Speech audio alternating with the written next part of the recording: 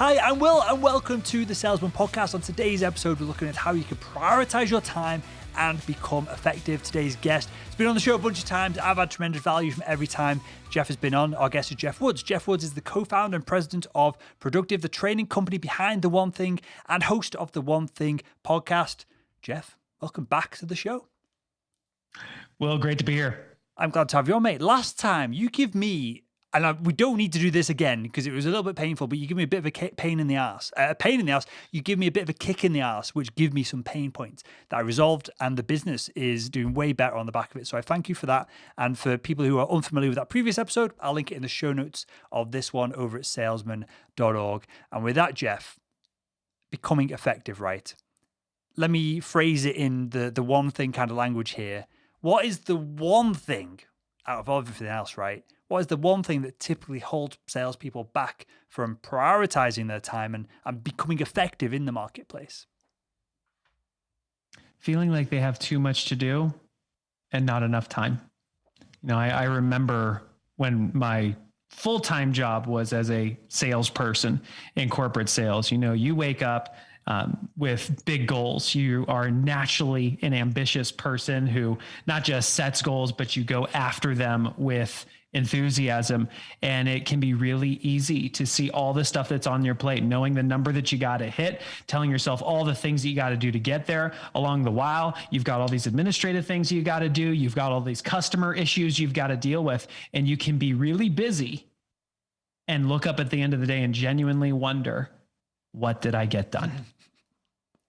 Is there a definition, Jeff, of what effective is? Because I feel like if we were having like a leadership conversation and Sure. you were coming in and coaching like an executive team, well, effectiveness for executives is this, and this. Is there a broad definition of what being effective in a role is, and how does that then apply to salespeople? Well, I think we need to start with, what does it mean to be productive? Sure. There's a difference between being busy and being productive. Being busy is just taking a lot of action. Being productive is taking action on the most important things. I think first and foremost, Will, people have to get clear on what matters most. Then once you're clear on what matters most, are you being efficient and effective at doing those things? Simple question you can ask yourself is, am I doing the best that I can do? Or am I doing the best that can be done? I think a lot of us will rely on our natural abilities. We call it being entrepreneurial, and we muscle our way to a result based on our natural abilities. But the truth is, if you really want to be effective, we've got to acknowledge that other people have gone before us. And frankly, the best that you can do today is irrelevant. If that's your focus, you are actually imposing a ceiling over your achievement. The opportunity is to ask the question, what's the best that can be done? Study the best of the best, model that behavior, and make it your own. That's a whole new ballgame. Because I find this fascinating, right? So when we're training people in our training program over at salesman.org, part of what we do in the very first workshop is go, right, put your sales target to one side for a second. And everyone's like, why? That's what I'm here for. Well, kind of. But then I explained that a sales target, depending on whether it's a small company, big company, comes from just weird, random places. If it's a public company, well, we've got to do more than what we did last year so the shareholders get value and the stock price goes up. Okay, so what does that mean? Well, forget everything that happened in the past. Forget the market as it currently is. Your sales target across the organization is this. Then it's broken down into your sales leadership divisions, right? Then it goes down to a sales manager who may like you, they may not like you, but they want to get their targets as small as possible for the team so that they've got the most chance of hitting their target. Then it goes down to your territory, then it goes down to your customers, then it goes down to what's happened on the territory in the past. And by the end of it, and tell me if you disagree here, but my experience is sales targets don't really mean all that much. So we're aiming towards a number that's important because we've got to hit it, we've got to smash it to make some money, right? But there's an opportunity here for self-limiting, and also if there's a number that makes us feel uncomfortable, the opposite of this, of not putting in the effort because we feel like we're never going to get there. On this, am I right here? Sometimes, maybe quite often, an arbitrary number that doesn't mean anything when you look at it as to the actual scope of revenue that's available in the marketplace for you to collect. Well, I think we can spend a lot of time debating if the number is the right number or how important the number is. But at the end of the day, the thing I learned in sales is you don't get a say. The number's the number. So I think the question we can ask is, how does that serve us? And I think this is where we have to acknowledge, what is the purpose of a goal? Or what is the purpose of that quota? A lot of people think it's to achieve a result. The thing that I've learned being in partnership with my two partners who co-authored The One Thing is that the purpose of that goal is less about the result and more about informing who you have to become. So I think a lot of us know what it feels like to have a number, and we can break that down into monthly targets. And we wake up today and we go, I got to close 100 grand. The problem is, based on that, what should be on your calendar today? And that's where people go, I have no idea. We don't know how to turn a result into an activity. And I think that's the opportunity, is whatever the number is, it's been handed to you. Who's the person you have to become that exceeds that number? What do your activities have to look like? What are the type of accounts you are going to focus on? Who are the call points? What's your approach going to be? And how do you make sure that as you go through your day, your time is an investment and not an expense? So we'll get onto this idea of, because we've got a training on this, and it's like an hour-long workshop, and maybe you subconsciously put this into my brain in previous conversations, that you're not going to hit the goals unless you become the person who's capable of hitting the goals, right? And this has gone back into philosophy. There's other people who commented this as well, so we'll come back to that in a second. But I just want to double down on this idea of, because I think I might have not explained it very well, and I want the audience to comprehend this, of, I'm not saying that we should debate our numbers. I'm saying the number is almost irrelevant in our performance, in that there's only so much cash in the marketplace. We are a person that is capable of achieving so much of that cash. And so as long as the number is appropriate, that we're going to make money, and it's not 27 million when the marketplace is only going to have the opportunity to, no matter who we are, to provide a certain amount under that. As long as it's appropriate, the number is irrelevant. So coming on to this idea then of, because this is quite out there, right? People sometimes take a bit to comprehend this idea that you can set a goal that's unachievable until you become the person who can achieve the goal. Do you have a better way of clarifying that? Because I struggle to get those words out and communicate it. But I know that when this clicks, and when it's clicked with me in the past, that I've had to make changes. I've had to hire people. We've had to change our coaching to be able to achieve these goals. Immediately, I feel like a wall has been lifted. I feel like there's been something dragging at my heels, pulling me back in my performance that suddenly let go. I can come up with all these metaphors to describe it. But do you have a way of, other than what we've kind of touched on there, describing it in a more eloquent way than what I have done? Sure. So for those of you who are listening via audio, I'm now showing my document camera, and I'm going to doodle some things. So I'll narrate what I'm doing. So there's three types of goals, and I'm drawing an axis where there's an X and a Y axis. On the vertical axis, this represents the size of the question that we ask. The higher up we go vertically, the bigger the question. The bigger the question, the further out to the right it requires that we search for the answer. Now, most people, when they set their goals, set them based on what they think they can do this year. So they're looking at their current skill set. They're looking at their current comfort zone. It's a relatively small question to ask, which means they don't have to search for that big of an answer. And they set a goal that's doable. Now, if you're listening to this show, that's probably not you, because you're investing in your education. So you're probably used to setting stretch goals, going to the outer edge of your comfort zone and skill set, and setting a goal that, you know what, I'm not 100% sure, I'm going to have to stretch to get there. So we've got doable goals, we've got stretch goals. Here's the problem. Neither of these are where extraordinary lies, because we are still shackling ourselves to our current skill set and our current comfort zone. But the thing that we also know that we sometimes forget is our knowledge, our skill set, our comfort zone, we can change that over time. So the thing that I've learned from my partners is to ask questions that are so big, that require that you search for answers that are so far out there, that you set goals that we call them possible goals. You're not even sure if it's possible. I think Elon Musk is a great example of this. He said, you know what? I'm not just out to build an electric car or I'm not even out to build the greatest electric car ever created. I actually want to develop a human colony on Mars. And he set a goal that's so far out there that people are probably thinking he's crazy. But once he set that goal, it required that he reverse engineer who's the person he has to become today, so that when he takes actions, they're on the trajectory that could line up with that future. So I'll give you a real world example of this.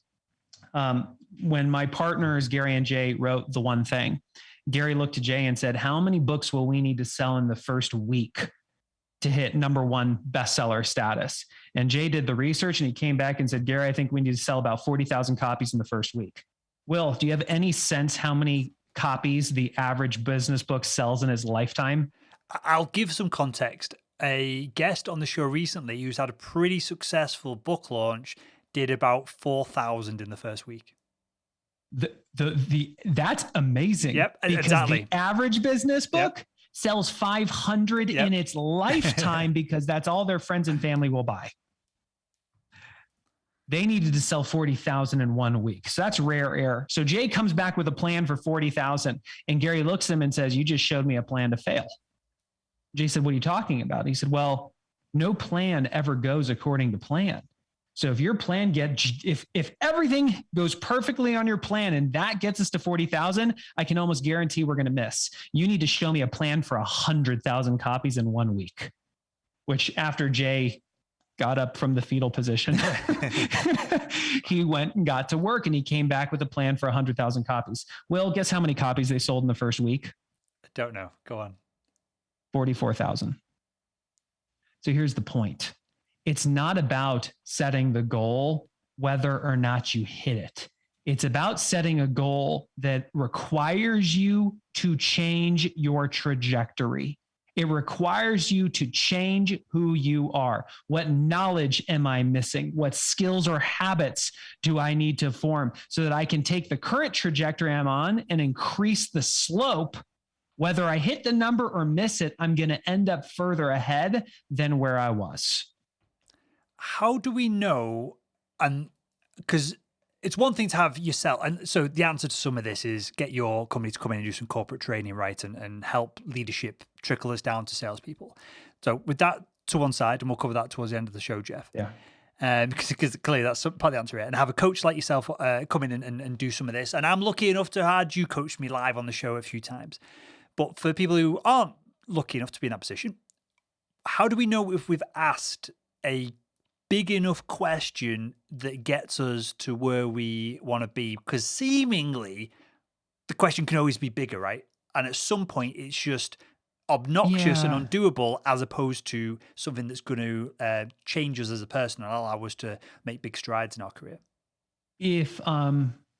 If when you're asking yourself questions, you immediately know the answer, you're thinking too small.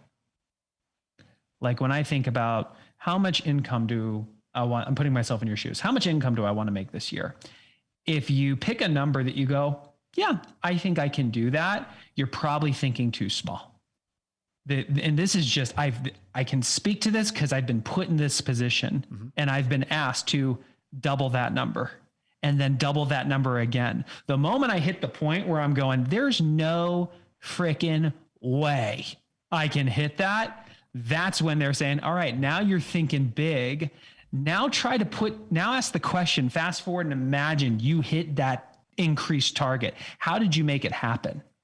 All of a sudden you're leveraging a different type of thinking and you can turn those into action. So I'll give you a real example. Last year in our organization, one of the parts of my job is driving growth for the business. I set a quota for myself as the leader of the company for revenue.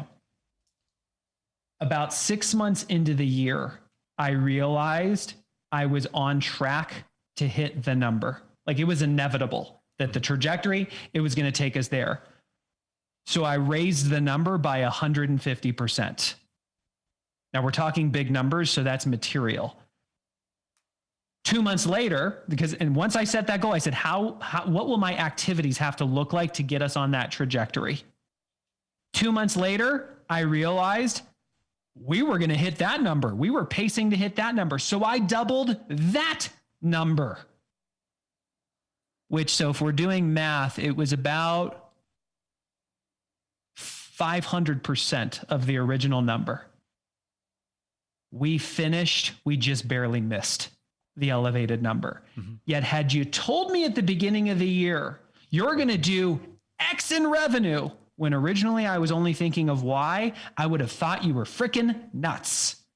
But the moment I realized our actions were in alignment with a trajectory to hit our goals, I raised the goal, which required me to change my actions. The moment our trajectory was putting me on pace to hit that elevated number, I raised the goal, which required us to change our actions. This number, we've tripled that number as a goal. So I love this. I'm on board with it. I'm just, and I put myself in this box, right? I'm just trying to visualize this for and I use this term endearingly, and I include myself in this group of people, Jeff, and you in a prior life probably was included in this as well, right? What about the knuckle dragging salesperson who's driving in the car right now, who's listening to this, who's going, right, I can only send so many emails. I can only make so many calls. I can only get so much better at what I'm doing right now. And if I double my, what I was aiming towards my sales target, I thought that was logical. So you're saying I need to double my sales target and have my own target that I'm aiming towards. And hopefully I'll end up at 150%, 180% of revenue, whatever it is. But I can only do so much of the activity that I'm already doing. What do you say? I can guess where you're going to go, but what do you say to that person? Well, I'm going to do for you what a mentor did for me when I was back in my sales career. And this is when I knew I wanted to start a company, just had our first child. I'm already working 50 hours a week in my full-time job. I'm not sleeping at night because we got a brand new baby, plus trying to take care of my wife. And I want to start a company.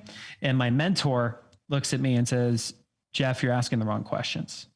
He said, what would it take for you to double your income from your day job working half the hours?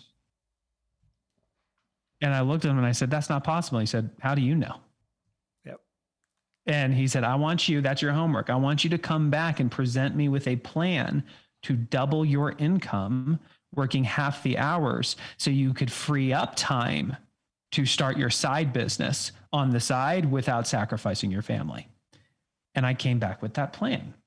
And what I learned, Will, this is the 80-20 rule, the idea that 80% of our results come from 20% of our efforts. It applies to activities. It also applies to customers. I could focus and had a track record of focusing on the low-hanging fruit. The customers or prospects that were right in front of me that I knew I could get the quick deal. And you know what? A good sales funnel, you've got a percent of them that are quick deals. The thing I wasn't doing that I started doing was asking the question, who are the 20% accounts that if I just closed those would drive 80% of our revenue?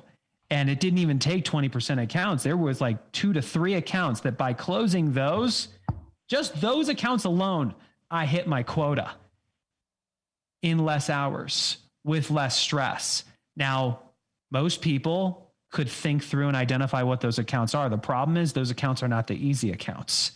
They're not the ones you just get to walk in and do the quick one call close. It doesn't work that way. You've got to identify the right stakeholders. You've got to build relationships. You've got to build champions. It takes time. But if you are clear that by taking that goal and reverse engineering it to activities, you could get really granular on things that you could do every week that in the short term don't seem to move the needle much, but gradually then suddenly it unleashes a next level of growth.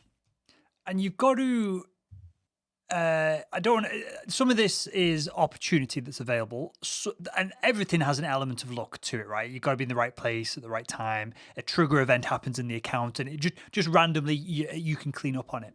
But a lot of this is just playing the right game, isn't it? Like you've got to be doing the moves that maybe your competitors aren't, and you gotta experiment with some of it, you have to test some of it. But if you don't make the moves, you've got there's no chance of winning. That's something that I've learned from growing our business and the training that we're doing, and engaging with salespeople who, some of them are, at a point of whooping me at sales, even though they come to us for training and coaching and a bit of polishing up. A lot of them are just playing games that other people in the marketplace aren't. And again, until it is the first step just to wire your brain that you're allowed to play these games. Everyone in the company is doing cold calling. You're allowed to do something else, because the sales manager just doesn't care if you smash quota, right? That, as long as it's legal and ethical and somewhat moral, they're going to be encouraging you, aren't they? Yeah, well, this is a journey of asking bigger questions and searching for different answers, which we need to acknowledge. Most of us were not taught to think this way, because we were literally graded in school based on our ability to have the answer, not to say, I don't know, let me figure it out. If you did that on a test, you'd fail. And we were told that our future relied on our grades. So therefore, the quality of our future depended on the quality of us having the answer. But here's the difference. You get into the real world, that's not how it works. Not how it works, especially in this specific scenario. When we were talking about achieving our goals, when we were talking about actualizing our potential, it is not about having the answer. It is about asking questions that are so big that make us stop and go, great question. I have no idea, but let me go search. Fast forward. I want you to imagine. I want you to think whatever you think you might make this year. And I want you to ask yourself the question, how might I earn double working half the hours? And if you find yourself saying, that's not possible, I'll ask you a different question. Fast forward to the end of the year and you are celebrating because you doubled your income and you worked half the hours. There's no question mark. You did it. It actually happened. Truth. How'd you make it happen? What did you start doing that you weren't currently doing? What did you stop doing that you're currently doing? And what did you focus on that drove the majority of the results? You pause the episode right now, look at the timestamp for where in the episode we are. You go grab a pen and a paper and you sit down, turn your phone off, shut your email down, sit down for 30 minutes with a pen and paper, write those questions on the paper and search for those answers. Game on, baby. Which is more important? Changing the things that we do or eliminating things that we're currently doing?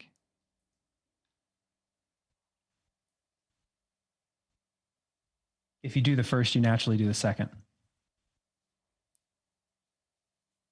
If you change what you do, that could encompass eliminating things. Now, if we want to get really granular, if you want to look at it through the lens of start doing additional things versus stop doing current things, I think that's going to be a case-by-case basis.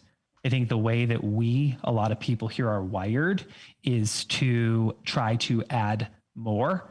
And hey, if you've got a cushy sales job and you're working 30 hours a week and you got lots of free time, I've had one of those jobs before. Maybe you can start adding more things.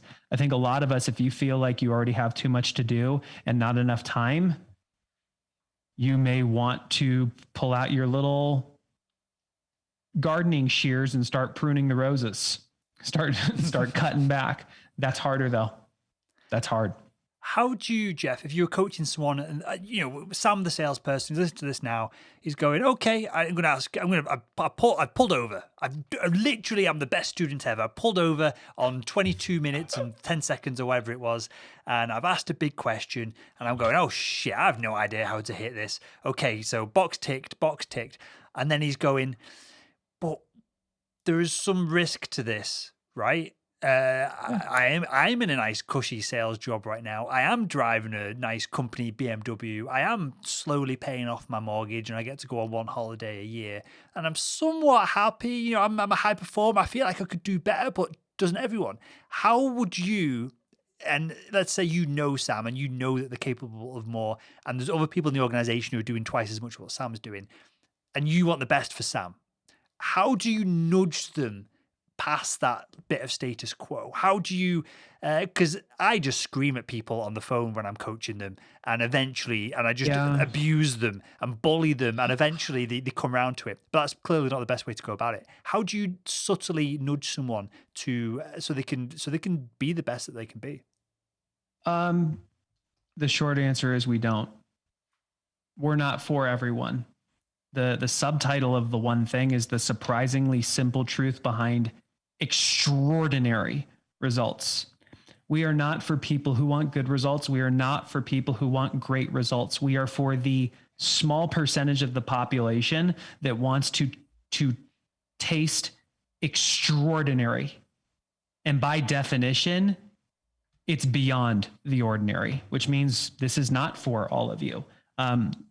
I don't know that we are for the people that need the nudging. We're for the people that are their current circumstance, the gap between where they are versus where they want to be is so painful for them that it's like their leg just got broken. We're for them because we are not here to motivate anybody. We can aid someone. We can aid them on their journey. We can't motivate anybody. So if somebody needs that push, then their current circumstance is not painful enough to justify them making a change. Now, let me say, Will, like, you know my story. Sure. I've been there. What kept me in medical device sales was I was comfortable. I did not have enough pain. But when a colleague of mine had a stroke at 35 years old, and all of a sudden I've got a stay-at-home mom with our first child and a big fat mortgage in Orange County, California, and I'm watching our bank account go almost to zero because, oh yeah, by the way, my company changed my comp structure and I lost 40% of my income. All of a sudden, I didn't need anybody to motivate me to make a change. I had my own internal motivation. I was unwilling to accept the current state. I had to make a change. There was no ifs, no ands, no buts. That's who we're for. I might be at risk of just losing my entire audience here, Jeff, and you might bankrupt my business. Can you do extraordinary things in a sales role? Or is this reserved to company founders, startup founders, people who want to partner with organizations? Is this open to salespeople?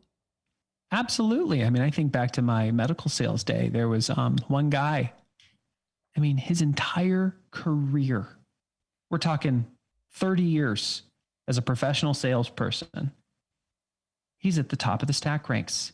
President's Club, everywhere he's been. And the gap between him and everybody else wasn't even close. And I trained with him. He's the greatest salesperson I've ever come across. And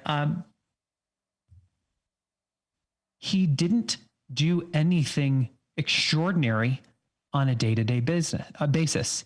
He did simple things consistently that unleashed extraordinary results. I'll share a story that's an example of this. We've all lined up dominoes before. And if you stood them up and lined them up correctly, Will, how many did you have to knock down with the flick of a finger to actually knock them all down? Isn't this like an illustration in the book? I feel like I can visualize it, right? It is. Obviously, the first one, right? Yeah, the first one. So back in 2009, there was a group out of the Netherlands that broke the world record for domino falls. They lined up almost 4.5 million dominoes. So you and I, most we've probably lined up as 28 because that's how many comes in a box, 4.5 million. Now, what I want you to do is I want you to imagine that you are the leader of that group and you are walking up to 4.5 million dominoes lined up in dazzling display. Imagine what that even looks like. Now, on the count of three, I'm going to ask you to just lift your hand. Because on the count of three, I'm going to ask you just to imagine you're flicking the first domino down. On the count of three, let's do it together. 1, 2, 3. Boop. Will, how much effort did that take? Very little in the moment. Probably very little. Probably 6 months of stress and near heart attack and strokes before I get to that point, though. Yeah. I mean, it's almost effortless. The flick of the finger. Now, what's amazing is you actually just unleashed 94,000 joules of energy. Which, to put that into context, I want you to imagine how much energy it would take to do 545 consecutive push-ups. That's how much energy you just unleashed with the flick of a finger. So the flick is an ordinary thing. It's a small action, but if it's the right action, if you stood your dominoes up correctly, done consistently, unleashes a massive reaction. So for any salesperson, you have the opportunity to do the small actions that unleash the massive reactions. And the small actions, to make the analogy, to make the metaphor, well, I guess it's not more the metaphor, an analogy. I can give you a bunch of ideas off the cuff. Well, it's your prospecting, right? It's the calls, it's the emails, it's the cadences, it's all the small steps you make over and over that lead to that one or two large deals that I've experienced this as well. Right. We're doing it right now. We've got one deal on the books. I'm waiting for the invoice to come in. That is going to be like as much as what we did in like 3 or 4 months last year, like a training contract, right? But it all comes from this content. It comes from the calls. It comes from the emails. It comes from being in bullshit meetings that you don't want to be in. And maybe I need to think bigger of how I can engineer myself out of these meetings, right? Maybe that's a question I need to start asking. But all these little things build up to that big dominoes getting knocked over at the end, right? That's right. I mean, simple. Time block and protect the time for lead generation. Like actually set a goal for lead generation, whether it's an hour a day, 3 hours a day, 4 hours a day, depending on the type of sale that you're in, where you are not just following up, you are generating leads. Then there's lead follow-up, like follow up on your leads every week. Really simple. Here's another one. Ask more questions than you do telling. It literally took me until I started studying coaching, professional coaching, to understand what my sales leaders had been saying my entire career. Do not sell features and benefits. Only ask questions until you truly understand the customer's problem. And if and only if you think you can solve their problem, do you start talking about what you do. That's super simple. Most people don't do that. Is the goal here, or let me phrase this another way. Should we picture this that we're in this journey, we're the hero of our own story, and we need to ask these big questions ourselves, maybe via the help of a coach, mentor, or people who've been there and done what we want to achieve? Should we picture it as we're the hero in our own journey, in our story? Or really, is this formulaic? Can you go through a step-by-step training plan and it promises X and achieve X? Or is all of this, when we start to get to these extraordinary results, a personal thing that it's very difficult to systematize for someone to give you a way of doing it? I actually think they can be the same. If you actually study the hero's journey, like if you look up, Google formula to the hero's journey, meet hero. Hero has problem.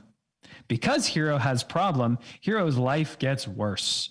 When hero is almost at his lowest, introduce mentor, introduce guide, introduce the coach who starts teaching hero certain things. Hero starts implementing what mentor shares. Life gets worse for hero. But at true rock bottom, hero learns something. Hero changes. Hero starts doing different activities. Hero makes progress. And here's what hero actually learns by reflecting on his journey. So we can all be the hero of our own story, but you can't actually be the hero without the guide or without the mentor. And that mentor is oftentimes sharing the model, the system, the approach to a better way of doing things. We cover this in the one thing. It's one of the 3 commitments to achieve extraordinary success. The first is you must follow the path of mastery. It means committing yourself to a lifelong journey of mastery. The third is living the accountability cycle. When things go well, celebrate, raise the goal. When things go wrong, look in the mirror, ask, what can I do differently? In between mastery and accountability is moving from E to P.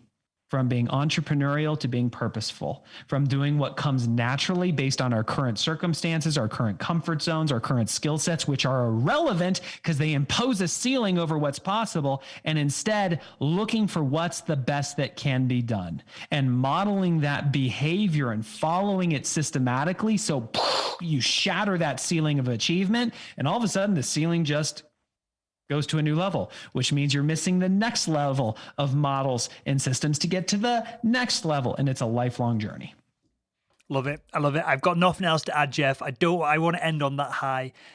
Tell us with that where we can find out more about you, Productive, The One Thing, the podcast, what you're up to, mate. Yeah. Tell us where we can find out more about all this. Yeah. So if you're listening to a podcast, just on your podcast player, search for The One Thing, the ONETHING. The podcast is in the top 5 of all percent of all podcasts in the world. Every week we share stories of people or give guidance just to help you get a little bit more focused, so you invest more of your time and spend less of it. If you'd like to learn more about what we do as a training and consulting organization, the website's theonething.com, and that's with the number 1 in the URL. So then the number 1 thing.com. As an individual, you can learn about our training programs, our goal setting retreats. If you're a leader in a company, we have a very simple system that helps leaders take their teams from being busy to being productive. You can request a consultation. We'll hop on Zoom and walk through what it looks like. Amazing stuff. Well, I'll link to all of that and everything else that we've talked about, the hero's journey, the book behind that, in the show notes of this episode over at salesman.org. And with that, Jeff, I want to thank you for your time, your expertise. It's always a pleasure interviewing. No bullshit, mate. It's genuinely a pleasure to interview you on this show when we catch up. And I want to thank you again for joining us on the Salesman Podcast. Thanks, Will. Appreciate you, man.